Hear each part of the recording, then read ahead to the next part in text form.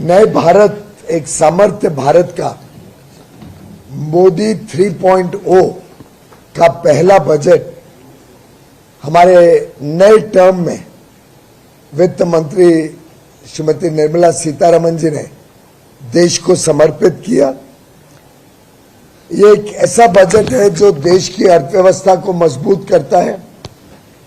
पिछले 3 वर्षों से औसतन 8% विकास की दर रही है। हमारा मानना है इसी तेज गति से, और आज हम विश्व की सबसे तेज गति से आगे बढ़ने वाली अर्थव्यवस्था है। हम अगले 3.5 वर्ष लगभग के भीतर विश्व की तीसरी सबसे बड़ी अर्थव्यवस्था बन जाएंगे। ये बजट देश की अर्थव्यवस्था के आधार को, मैक्रो इकोनॉमिक फंडामेंटल्स को मजबूत करता है, देश के ज्वलंत समस्याओं का समाधान का मार्ग प्रशस्त करता है, ईज ऑफ डूइंग बिजनेस और ईज ऑफ लिविंग को सामान्य व्यक्ति तक पहुंचाना, कैसे लोगों का रोजमर्रा के जीवन को सरल करना, उस पर विशेष फोकस करता है। और साथ ही साथ हमारे युवा युवतियों को, हमारे गरीबों को, हमारे किसान अन्नदाताओं को, हमारी नारी शक्ति को, हर एक वर्ग की चिंता करते हुए भारत को एक विकसित भारत 2047 तक बनाने के लक्ष्य को इस बजट के माध्यम से हम और तेज गति देने के लिए प्रतिबद्ध हैं। ये विकसित भारत का जो बजट है, ये इंक्लूसिव, इम्पैक्टफुल और इनोवेटिव बजट है। इसमें विशेषकर मैन्युफैक्चरिंग और एम्प्लॉयमेंट, रोजगार पर नजर रखते हुए 9 प्रायोरिटीज पर इस बजट में प्रधानमंत्री नरेंद्र मोदी जी ने और वित्त मंत्री निर्मला सीतारमण जी ने देश को आगे बढ़ाने के लिए 9 प्रायोरिटी थीम्स पर काम किया है। एक, मैन्युफैक्चरिंग और सर्विसेज को बल देना, कैसे हमारे एमएसएमई सेक्टर को ऋण सरलता से मिल सके। 100 करोड़ रुपए तक के लोन के लिए एमएसएमई को केंद्र सरकार एक विशेष गारंटी देकर उनको पर्याप्त वर्किंग कैपिटल लोन्स उपलब्ध हों। इसी प्रकार से मुद्रा लोन, हमारे युवा युवती जो अपना स्वयं रोजगार अपने पांव पे खड़ा होने चाहे, उनको मुद्रा लोन अब 10 लाख सीमा शुल्क के बदले 20 लाख कर दिया गया है। इसी प्रकार से 50 multi product food irradiation centres खोले जाएंगे। क्वालिटी के ऊपर आगे चल के देश में विशेष ध्यान रखा जाए, जिससे उपभोक्ताओं को भी अच्छी क्वालिटी का सामान मिले, और कई बार जो विदेश से बहुत ही कम गुणवत्ता वाला सामान आता है उस पर भी हम रोक लगा सकें। एक फोकस दिया गया है मेक इन इंडिया पर और मैन्युफैक्चरिंग के ऊपर। 12 इंडस्ट्रियल पार्क्स देश के अलग अलग राज्यों में बनने जा रहे हैं। उसमें महाराष्ट्र में दिघी पोर्ट के पास देश का सबसे बड़ा इंडस्ट्रियल पार्क बनने जा रहा है। उसका साइज भी बड़ा है, उसमें प्रोजेक्ट कॉस्ट भी सबसे अधिक है, और ये 12 पार्क्स में से सबसे ज्यादा अगर कोई पार्क में इंडस्ट्री की और बिजनेसेस की दिलचस्पी है, वो महाराष्ट्र के पार्क में रहेगी।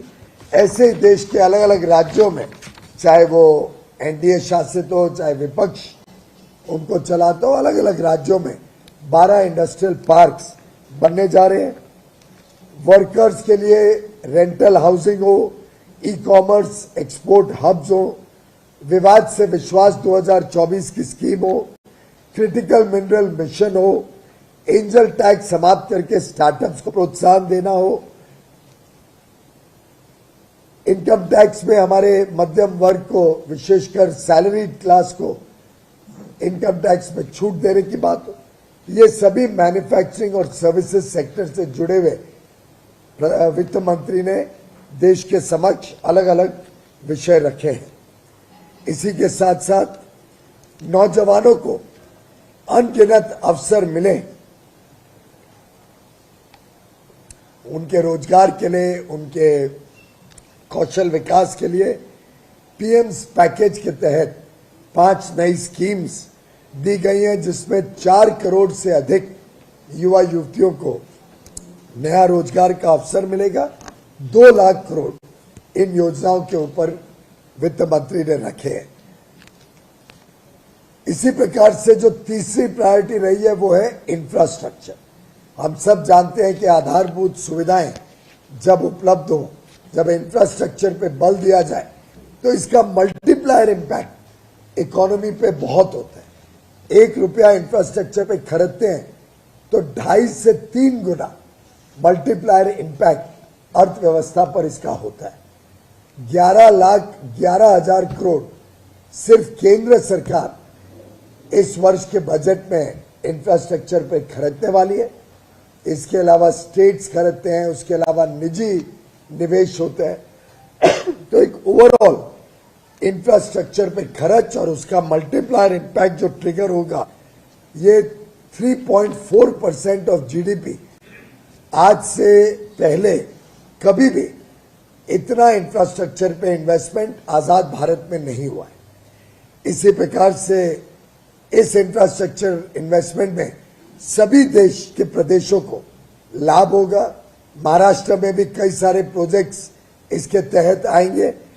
प्रधानमंत्री ग्रामीण सड़क योजना के तहत 25,000 नए रूरल हैबिटेशंस को फेज 4 में कनेक्ट किया जाएगा और 2,66,000 करोड़ रुपए रूरल डेवलपमेंट के लिए ओवरऑल इस बजट में उपलब्ध कराए गए। पर्यटन टूरिज्म को भी विशेष पुश देने का इस बजट ने कोशिश की है। चौथा, ह्यूमन रिसोर्स डेवलपमेंट और सोशल जस्टिस पर 3 लाख करोड़ रुपए अलग अलग स्कीम्स, महिलाओं के लिए, हमारी बेटियों के लिए, कैसे फाइनेंशियल इंक्लूजन पूर्वोत्तर नॉर्थ ईस्ट के स्टेट्स में भी पहुंचे। जनजातीय उन्नत ग्राम अभियान के तहत 63,000 गांव को, और जिसमें 5 करोड़ हमारे वनवासी भाई बहन रहते हैं, पूर्वोदय योजना से उनको भी लाभ मिलेगा। 5वीं प्रायोरिटी हमारे किसानी क्षेत्र, एग्रीकल्चरल प्रोडक्टिविटी को बढ़ाना और उनको आगे चल के सुरक्षित बनाना, एग्रीकल्चर रेजिलियंस को प्रमोट करना। इसके लिए लगभग 1,52,000 करोड़ का बजट कृषि और कृषि से संबंधित क्षेत्रों के लिए वित्त मंत्री ने सुनिश्चित किए हैं। इसमें एमएसपी पे भी और अधिक खरीद हो, उसके लिए भी प्रावधान किया गया है। और हमारा मानना है कि जिस प्रकार से अब दलहन में भी और अधिक खरीद की गारंटी मोदी सरकार ने दी है, साथ ही साथ अलग अलग कॉटन हो, कापूस हो, चीनी पे फेयर एंड रेम्यूनरेटिव प्राइस देने का काम हो, चावल और गेहूं की खरीद हो, सभी प्रकार से किसानी क्षेत्र को सुरक्षित भी बनाना, सशक्त भी बनाना, ये मोदी सरकार की प्राथमिकता है। डिजिटल क्रॉप सर्वे किया जाएगा। नेचुरल फार्मिंग को और प्रोत्साहन देने का मोदी सरकार ने निर्णय लिया है और वेजिटेबल सप्लाई चेन्स और ओवरऑल एग्री इंफ्रास्ट्रक्चर को बल देने का काम भी इस बजट की प्राथमिकता रही है। मित्रों, नेशनल कोऑपरेटिव पॉलिसी का लाभ विशेषकर महाराष्ट्र को होगा, क्योंकि महाराष्ट्र में सबसे अधिक कोऑपरेटिव्स हैं और किसान क्रेडिट कार्ड्स के माध्यम से अधिक किसानों को लोन मिल सके, ये भी इस बजट का प्राथमिकता रहा है। अर्बन डेवलपमेंट, शहरी क्षेत्रों का विकास, जिसमें ट्रांजिट ओरिएंटेड डेवलपमेंट प्लान्स हो। 14 बड़े शहर जिनकी जनसंख्या 30 लाख से अधिक है, उसमें किस प्रकार से अर्बन डेवलपमेंट को पुश दिया जाए, 100 वीकली स्ट्रीट फूड हब्स देश में शुरू किए जाए। इसी के साथ साथ वाटर मैनेजमेंट हो या 1 करोड़ शहरी क्षेत्रों में गरीबों के लिए, निम्न मध्यम वर्ग परिवारों के लिए अधिक घर देने का काम भी इस बजट के माध्यम से शुरुआत की जाएगी। आप सब जानते ही हैं कि गांव में जो ग्रामीण क्षेत्र है उसमें 3 करोड़ मुफ्त में गरीबों को, निम्न मध्यम वर्ग परिवारों को देने का भी मोदी सरकार ने निर्णय लिया है। इसी प्रकार से एनर्जी सिक्योरिटी 7वीं प्राथमिकता है।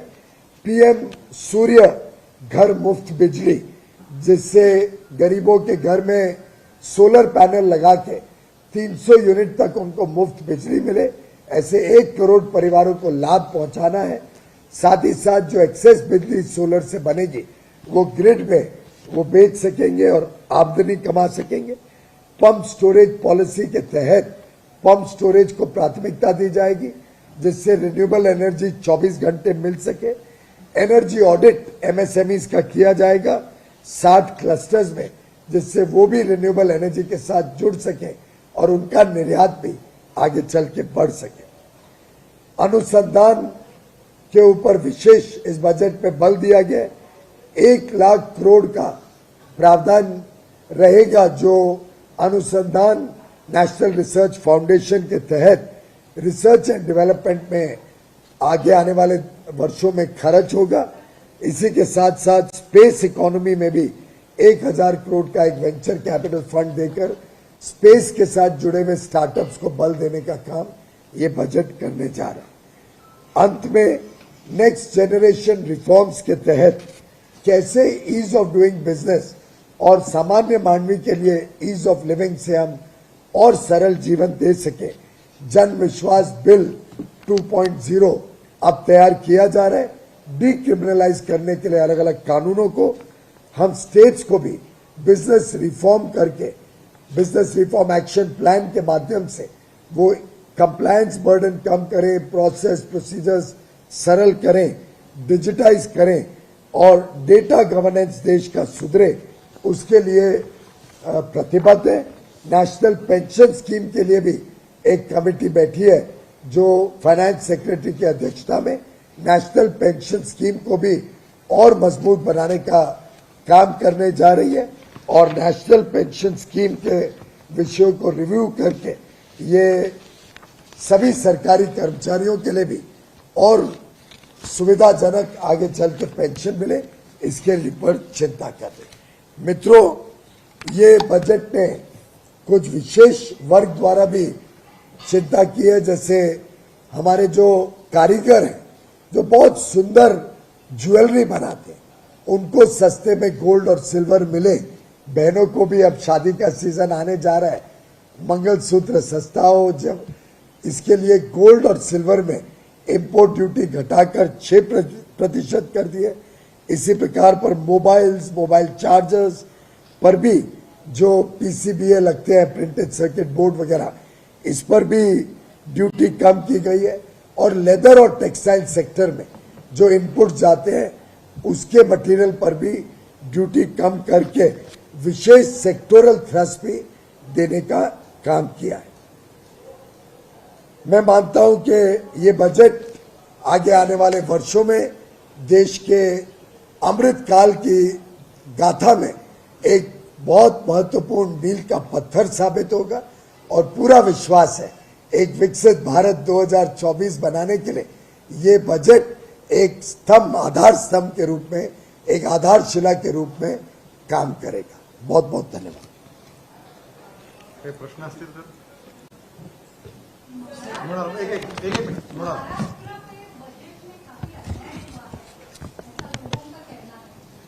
मैं समझता हूं कि बजट एक कंटिन्यूएशन में रहता है। बहुत सारी योजनाएं बजट में रहती हैं जिसका अलग अलग प्रदेश को लाभ होता है। जैसे 12 इंडस्ट्रियल पार्क्स की बात की गई, उसमें सबसे बड़ा पार्क, सबसे ज्यादा निवेश महाराष्ट्र के पार्क में हो रहा है।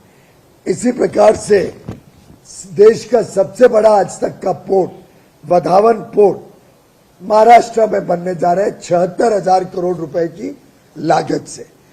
कई सारी योजनाओं का जिक्र मेरे मित्र उप मुख्यमंत्री देवेंद्र फडणवीस जी ने पीछे किया, जिसमें मुंबई की metro, Mumbai urban transport project हो, विदर्भ मराठवाड़ा के लिए सिंचाई की योजनाएं हो, ग्रामीण रास्ते सुधार की योजना हो। अब इंफ्रास्ट्रक्चर पे 11 लाख करोड़ जब खर्च होता है तो मैं समझता हूं महाराष्ट्र इतना प्रमुख राज्य है, इतना प्रमुख तेजी से बढ़ रहा है, तो चाहे वो जॉब्स की स्कीम हो 2 लाख करोड़, पीएम की 5 स्कीम्स हो, चाहे वो इंफ्रास्ट्रक्चर पे 11 लाख करोड़ जो लगने जा रहा हो, रेलवेज में 2.5 लाख करोड़ लगने जा रहा है, उसमें सबसे अधिक 15,000 करोड़ महाराष्ट्र को मिल रही है। तो हर एक बजट में हर एक राज्य के साथ जुड़ी हुई योजनाओं को विशेष उजागर नहीं किया जाता है, लेकिन मैं अपने महाराष्ट्र और मुंबई वासियों को पक्का विश्वास दिलाता हूं कि महाराष्ट्र के लिए ढेर सारी योजनाएं और अलग अलग योजनाओं में महाराष्ट्र का एक बहुत बड़ा योगदान इस बजट में रहा है। मुंबई महाराष्ट्र के मुंबई देश की आर्थिक राजधानी है। देवेंद्र जी 2014 में जो सीएम हुए, उसके बाद उन्होंने 2015 में बीकेसी में आईएफएससी के लिए प्रस्ताव भेजा था और जो रिक्वायरमेंट वगैरह थी 50 आईएफएससी करने के लिए बीकेसी में प्रस्ताव भेजा था और जो रिक्वायरमेंट है वो सब फुलफिल की थी, 50 एकड़ स्कीम प्लान और बाकी सब जो जरूरी था। तो उसके बाद अभी तो वो प्रस्ताव पेंडिंग रिजेक्ट नहीं हुआ है और उसमें ऐसे तय हुआ था कि बुलेट ट्रेन का रेलवे स्टेशन एक नीचे रहेगा, उसके ऊपर आईएफएससी बनेगा। तो वो प्रस्ताव आपको ध्यान होगा, मुझे उसकी स्टेज तो विशेष मालूम नहीं है क्योंकि वो मेरे मंत्रालय के अंतर्गत नहीं आता है, लेकिन आपको ध्यान होगा माननीय प्रधानमंत्री जी जब हाल में आए थे और शायद 36,000 करोड़ के नए प्रोजेक्ट्स मुंबई के लिए लॉन्च किए थे। 36,000 करोड़ छोटी राशि नहीं है। उस समय उन्होंने कहा था कि उनका संकल्प है कि मुंबई देश की आर्थिक राजधानी है और मुंबई को और आर्थिक दृष्टिकोण से मजबूत बनाना, और मैं समझता हूं कि शायद हम जरूर उसको भी फॉलो अप करेंगे कि उसमें क्या प्रोग्रेस। जब से बजट सादर हुआ है तब से उसका काफी इफेक्ट है शेयर मार्केट के ऊपर, मतलब लॉन्ग टर्म कैपिटल गेन और शॉर्ट टर्म कैपिटल गेन इसमें काफी बढ़ा किया है, टैक्सेस में बढ़ा। तो इन्वेस्टर जो है काफी टेंशन में आ चुके हैं। मतलब आपने बजट आप सबकी अच्छा और है कुछ बजट तो अच्छी तरह से एक्सप्लेन किया, वर्णन किया, इसका भी करता हूँ, अवश्य करता हूँ। टेंशन में इसका कैसे आप आप कोई बिजनेस चैनल से है तो आप कोई बिजनेस चैनल के पत्रकार को जरूर पूछिए कि कल के दिन स्टॉक मार्केट रिकॉर्ड हाई पे था। कल का दिन ऊपर नहीं गया है, रिकॉर्ड हाई पे था। मैं सिर्फ कल के दिन की बात नहीं कर रहा हूं। आप सबकी जानकारी के लिए शुरुआत में जब बजट पेश होता है तब तो जो अनाउंसमेंट होती है उतना ही लोगों को ध्यान आता है। स्टॉक मार्केट बड़ी समझदार है, स्टॉक मार्केट समझती है और वो फ्यूचर के लिए क्या होने जा रहा है उसके हिसाब से स्टॉक मार्केट काम करती है। आप सभी की जानकारी के लिए स्टॉक मार्केट ने नई ऊंचाई पाई है। मैं इस कार्यक्रम अभी प्रेस में आने के पहले एक स्टॉक की कंपनी है जिसका 80 वर्ष पूरे हुए हैं, उस कार्यक्रम में म्यूचुअल फंड इंडस्ट्री और विशेषकर स्टॉक और डेट के साथ जुड़े हुए लोगों के साथ मुलाकात करने गया था। जो उत्साह है उन्होंने, वो समझते हैं भली बात ही कि टैक्सेस बढ़े नहीं है। 75-80% लोगों को ये जो रैशनलाइज किया गया टैक्स 12.5% लॉन्ग टर्म टैक्स, इसका लगभग 75-80% लोगों को लाभ ही होने वाला है, क्योंकि जो जल्द बेच देते हैं 1 साल 2 साल 4 साल में, उनके लिए इस नई स्कीम के अंदर बहुत टैक्स कम हो जाए। और जिनकी कमाई ज्यादा होती है, अगर 10-11% CAGR रिटर्न जिसको मिल रहा है, समझो 20 साल के बाद आज कोई बेचता है और उसको रिटर्न अच्छा मिल रहा है, उनके लिए नए रेजिम में टैक्स कम हो जाते हैं। तो 75-80% लोगों को टैक्स कम हो जाते हैं। इसलिए स्टॉक मार्केट के और जैसे जैसे लोगों ने देखा 11,11,000 करोड़ इंफ्रास्ट्रक्चर में निवेश होगा, 2 लाख करोड़ 4 करोड़ लोगों को स्किल देकर एम्प्लॉयबल बनाएगा, जो ग्रामीण सड़क का कार्यक्रम है, रूरल डेवलपमेंट, एग्रीकल्चर क्षेत्र में जो तेजी से विकास इस बजट के माध्यम से होगा, उस सबका लाभ भी देशवासियों को मिलेगा। और उसके कारण देश अगर तेज गति से आगे बढ़े, फिस्कल डेफिसिट मात्र 4.9% और अगले साल 4.5% पे आएगा। इन सब का लाभ देखते हुए स्टॉक मार्केट भली भांति जानते हैं कि उज्जवल भविष्य है उज्जवल भारत के लिए। Sir, Mamata Banerjee has led the Niti Aayog meeting. She mentioned that her mic was turned off and this is an insult to Bengal as well as regional parties. She said that only CM, that I was present, other CM was not at all present. However, this is an insult to regional parties. I am not privy to what happened over there. I am also in Mumbai the whole day. But I believe Nirmala Sitharaman ji, Prahlad ji have already responded, and the government has said that everybody was given 5 minutes to speak, and it was an auto mode that everybody had to speak in 5 minutes. No special dispensation was given to anybody. एक एक single Sachin Sachin एक minute Sachin लोग भी कह रहे हैं कि सरकार जो है वो आपको इंडिया के साथ भेदभाव कर रही है। महाविकास आघाड़ी ने तो अपना सवाल पूछने का मौका ही खो दिया। अगर उनके भी मुख्यमंत्री, वैसे बहुत ज्यादा नहीं है, पर जो थोड़े बहुत अभी भी राज्य उनके पास रहे हैं, उनके मुख्यमंत्री जाते तो वो भी अपनी बात, अपने प्रदेश की जनता की बात, अपने प्रदेश की प्राथमिकताएं और उपलब्धियां पूरे देश के सभी नेताओं के सामने, केंद्र और बाकी राज्यों की सरकार के प्रमुखों के सामने रख सकते थे। तो मैं समझता हूं महाविकास आघाड़ी ने अपने अंतर्गृह में देखना पड़ेगा कि उन्होंने इतना अच्छा मौका खोया।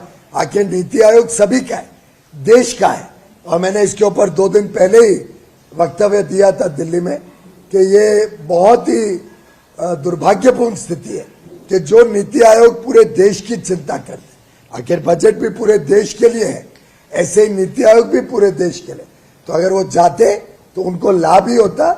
उन्होंने नहीं जाने से अपने प्रदेशवासियों के साथ अन्याय किया। Honorable Minister, sir, Amit Koide from Auto Parts Professional Library. Auto industry is something which is very close to you, and the company heads and people were expecting a lot of things from the budget. Continuation of policies for electric mobility was the focus area. However, that has not really happened in that. Where is the discontinuity? Everything in our policy stance remains the same. In fact, FAME scheme is an ongoing scheme. Every budget you don't mention every scheme. That is what I am amazed why people don't recognize budgets are in continuity. And this one particularly is a continuation of the interim budget that was announced 4 months ago. So this has to be seen in context with the interim budget. Both together become the budget document. And to my knowledge, this budget has given a big leg up to the electric mobility. Critical minerals mission has been announced. Critical mineral policy will be coming out soon. Deep sea mining will be encouraged as announced in the budget. And the import duty on critical minerals has also been reduced. So this budget has focused deeply on auto industry. For electric two-wheelers, anything that you see? Today, electric two-wheelers are an economically viable proposition. They do not require any more support. I'm in regular dialogue with them. The two-wheeler industry has confirmed to me that electric two-wheelers can compete today on its own merits based on capital and OPEX, CAPEX and OPEX both, and they do not need any government subsidy. I think in the next few years, 100% two-wheelers will become electric on their own strength, on the merit and the savings that our consumers will get. Sir, post-budget, you are coming into the financial capital from where you belong to, and you have been meeting with a lot of industrialists. What are the buzz that you are getting from the 9-point program of the center that you have just mentioned? How they are welcoming, and what are the recommendations they have made to you? And since you are coming from the North Mumbai, what can the North Mumbai do here?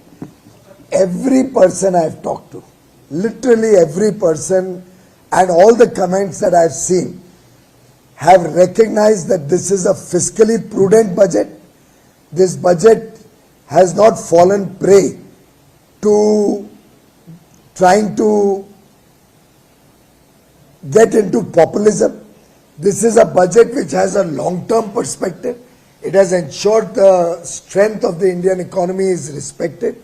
It further strengthens the fundamentals of the Indian economy, the macroeconomic fundamentals, strengthens the base, because unless we have a strong base, we will not be able to build the edifice of Viksit Bharat in the coming 23 years. I think by presenting this budget, Prime Minister Modi and Nirmala Sitharaman ji have demonstrated to the world that India continues to be on the path, the Amrit Kal, on the path of Viksit Bharat 2047. We'll continue to be fiscally prudent, which is necessary for a strong rupee and for low inflation, which is necessary to attract people to invest in India so that Make in India gets strengthened, jobs for our young men and women increase, and business gets a leg up. As business grows, opportunities grow. Our young men and women who come out of college will also get more opportunities. With the removal of angel tax, the startups are extremely excited. The stock market had factored in a much deeper increase in taxes, what the gentleman was saying. In fact, in most parts of the world, or developed countries also, long-term capital gain tax is 20%, 25%. Even in very developed nations, we have one of the lowest long-term capital gain tax regime. So I think the world, they were expecting a much steeper increase. So they are extremely happy, and all circles have widely welcomed this budget. Last Umakant शेवटचा प्रश्न. आप energy minister रह चुके हैं, budget में modular nuclear power reactor के बारे में अनाउंसमेंट हुई है, तो जैतापुर अपना बहुत साल से ये हुआ है, तो अभी जैतापुर या कहीं भी महाराष्ट्र में वो प्रोजेक्ट होना चाहिए, ऐसे आपको लगता है क्या? उसके लिए आप प्रयास करेंगे? मॉड्यूलर न्यूक्लियर प्लांट्स और जैतापुर दो अलग अलग विषय हैं. मॉड्यूलर न्यूक्लियर प्लांट्स 50 मेगावाट से शुरू होते हैं और उनका जो टोटल पूरा साइज है वो इतना छोटा है, और अलग अलग साइज के मॉड्यूलर प्लांट्स ऐड अप करके वो प्लांट बनते हैं, तो बहुत बड़े पैमाने पे सेफ्टी ऐड करते हैं. आपकी जानकारी के लिए मैं हाल में ही ज़ुरिक गया. एफ्टा जो हमने नया free trade agreement Switzerland, Iceland, लिechtenstein और नॉर्वे के साथ साइन किया शायद 10 या 12 मार्च को. उसके लिए निवेश लाना है वहां से, उसकी बातचीत करने है. तो मुझे एक न्यूक्लियर साइंटिस्ट इंडियन ओरिजिन की जो सेफ्टी ऑफ न्यूक्लियर प्लांट्स पे काम करती है, तो उन्होंने मुझे बहुत ज्ञान दिया मॉड्यूलर न्यूक्लियर प्लांट्स में. मैं समझता हूं इसका लॉन्ग टर्म में एनर्जी सिक्योरिटी का भी लाभ होगा और क्लीन एनर्जी का भी लाभ. जैतापुर में लैंड एक्विजिशन हुआ है, अरेवा का प्रॉब्लम हुआ करके वो नहीं हो पा रहा है, तो मतलब जैतापुर की लैंड अपने पास है, तो वहां पे नहीं तो महाराष्ट्र में वो प्लांट होने चाहिए, इसके लिए आप प्रयास करेंगे? ये महाराष्ट्र सरकार और केंद्र सरकार मिलके जो विभाग है वो लोग चर्चा करके तय करेंगे. मुझे इसकी स्पेसिफिक जानकारी नहीं.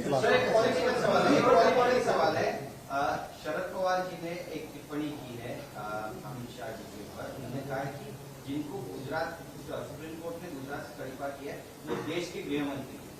शरद पवार जी यूपीए सरकार के एक अहम अंग थे. एनसीपी उनका भाग था, वो भी कैबिनेट में थे, और सुप्रीम कोर्ट के निर्णय ने पूरी तरीके से यूपीए, कांग्रेस, एनसीपी का पर्दाफाश कर दिया है कि वो जो केस अमित शाह जी के ऊपर लगाया गया था पूरी तरीके से बेबुनियाद झूठा केस था. उन्होंने कोशिश की थी अमित शाह जी और उस समय के मुख्यमंत्री, गुजरात के उस समय के मुख्यमंत्री मोदी जी पर प्रहार करके एक झूठे केस में उनको, क्योंकि उनको स्पष्ट दिखता था उनकी लोकप्रियता बहुत ज्यादा है, उनको स्पष्ट दिख रहा था कि अगले चुनाव में वो हारने जा रहे हैं, तो उस हार को बचने से वो कोशिश कर रहे थे मोदी जी और अमित शाह जी के ऊपर प्रहार करके एक झूठा केस अमित शाह जी के ऊपर लगाया गया, और कोर्ट ने अंत में उनको पूरी तरीके से बरी किया, पूरी तरीके से पर्दाफाश किया, और झूठे केस में शरद पवार जी उस साजिश के हिस्सा थे. और मैं शरद पवार जी से माफी मांगता हूं उनके षड्यंत्र के लिए. उनकी सरकार यूपीए कांग्रेस के साथ जो मिलकर उन्होंने षड्यंत्र किया था अमित शाह जी पे, अच्छा उन्होंने वो उजागर करके याद दिलाया कैसे यूपीए में वो भी हिस्सा थे और उन्होंने अमित शाह जी के ऊपर ये षड्यंत्र किया. झूठ बोल रहे हैं क्या? कोर्ट के निर्णय को पढ़ लीजिए आप. कोर्ट ने बताया कि षड्यंत्र बेबुनियाद था, पूरी तरीके से षड्यंत्र था अमित शाह जी के ऊपर. शरद पवार जी उस पार्टी के, उस सरकार के हिस्सा थे. 2+2 आप खुद कर सकते हैं. पवार साहब ने अवश्य देश से माफी मांगनी चाहिए इस झूठे इल्जाम के लिए।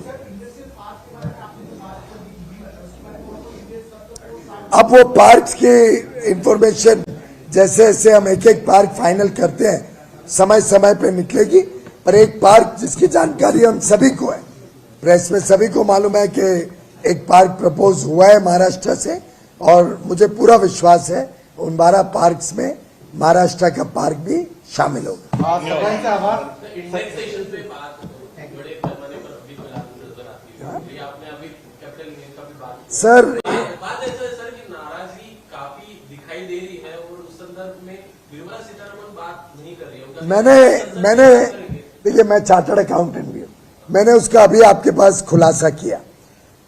पहले दिन जब ये इंडेक्सेशन निकलेगी 12.5% होगा, लोगों के पास कोई कैलकुलेशन तो थी नहीं, तो पहले दिन काफी लोगों को अस्वस्थता थी, उनको समझ नहीं आया।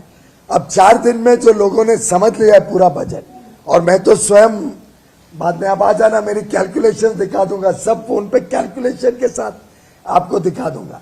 जैसे ही रिटर्न्स CAGR 10% से बढ़ जाते हैं तो इंडेक्सेशन का लाभ नहीं है, 12.5% लोअर टैक्स का लाभ है। क्यों? इंडेक्सेशन तो सिर्फ 4.5-5% जो इन्फ्लेशन रेट है उसके हिसाब से इंडेक्सेशन मिलती है। तो अगर किसी ने 2020 में कोई चीज खरीदी तो आज बेचे तो 24 साल में उसकी इंडेक्सेशन शायद 3 गुना 3.5 गुना होगी, लेकिन उसका जो प्रॉफिट है, जो रिटर्न है, वो 20-24 साल में शायद 10 गुना होगा। तो इंडेक्सेशन का लाभ कम है, और 7.5% इनकम टैक्स घटा है, 20 से 12.5 हुआ, उसका लाभ ज्यादा है। तो लगभग 75-80% केसेस में इसका लाभ ज्यादा मिलेगा। और अब सिंप्लीफाई कितना हो गया, 12.5% सभी के लिए, रियल एस्टेट को भी 20% था, डेट इंस्ट्रूमेंट्स पे भी 20% था, उन सबको भी 12.5% होने से बड़ा लाभ होगा। और जो लोग 2, 4, 6 साल के अंदर अपना खरीदा हुआ सामान बेचते हैं उनको तो सबसे अधिक होगा, कि उनको इंडेक्सेशन का 4-5 साल का ही लाभ मिलता था, तो उनको बहुत कम लाभ मिलता था इंडेक्सेशन। तो कैलकुलेशंस के साथ मैं बड़े कॉन्फिडेंस के साथ कह सकता हूं कि 12.5% फ्लैट रेट और एक सिंपल टैक्स रेजीम का लाभ लगभग 75 to 80%, यानी 3/4, 3 out of 4 people will benefit more। ये प्रिलिमिनरी कैलकुलेशन है। आज जिस प्रकार से स्टॉक मार्केट तेजी से आगे बढ़ रही है, शायद आगे आने वाले दिनों में तो 90-95% लोगों को ज्यादा लाभ 12.5% का होगा वर्सेस इंडेक्स। मैं उद्धव, मुझे ध्यान नहीं था उनका जन्मदिन है, मेरे ऑफिस से भी नहीं बताया। मैं आपके माध्यम से उद्धव ठाकरे जी को जन्मदिन की शुभकामनाएं और ईश्वर से प्रार्थना करता हूं कि उनको लंबी आयु दे और देश की सेवा में वो अपना भी योगदान देते रहे। Thank you so much. First time जिंकल्यानंतर आलेले व त्यांचं स्वागत प्रदेश कार्यालयामध्ये